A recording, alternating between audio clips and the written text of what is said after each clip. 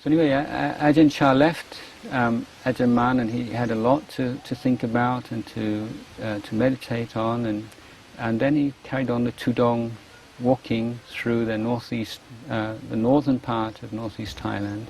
He had one experience where he was in his glot in the forest, and these wild dogs came. They're very frightening, because you just got a thin cotton curtain between you and all these very fierce wild dogs.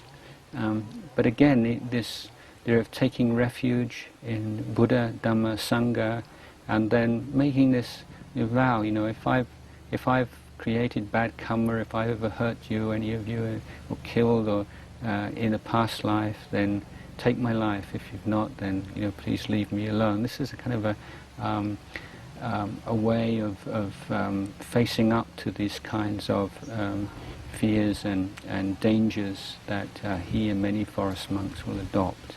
That they're sort of putting your life on the line and saying, yes, I'm willing to die if I've done anything in the past which is a karmic debt that I have to pay off, and otherwise then please leave me alone.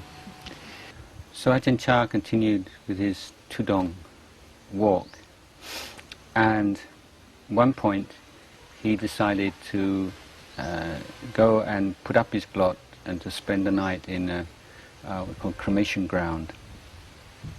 Yeah, and in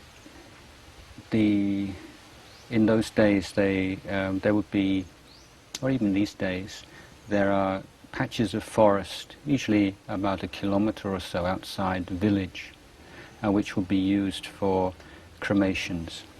And so there's a ready supply of wood, and it's not too far away to carry the body to the forest, but far enough away that people don't have to worry about the spirits and the ghosts and so on. And because it's, as they say, like a convenient distance from the village, and it's quiet, then it's a common place for monks to go and to meditate. In fact, many monasteries are built on cremation grounds, and this is where Wat Nanachat was built also. That's on the Bung Wai village cremation forest originally. Another reason why some monks like to go and to stay in these forests is that it's commonly felt that one of the most important practices is the practice of confronting and overcoming fear.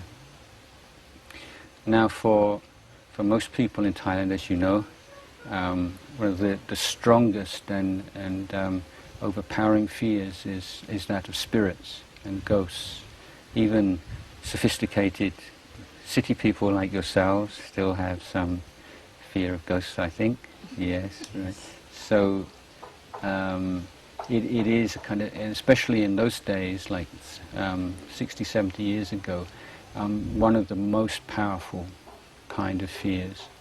And so monks like to go into fearful places, not just to sort of show off or for sort of macho reasons, but one, they say, because it means that your mind is very sharp and very keen and very awake. You're certainly not going to get sleepy if you're in a place where you feel afraid of wild animals or of spirits and ghosts.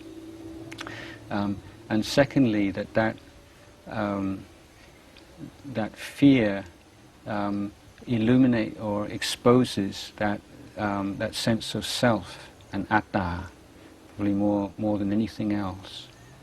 And so it's very useful experience, one in which you can really see that grasping at the sense of self and existence. Also, to overcome fear in that way is incredibly liberating, gives rise to great bliss and spiritual joy, and can lead to very deep meditation. As all fears really seem to spring from the fear of death, and death of who we think we are, of ourselves, then overcoming fear in this way can undermine fear of death also.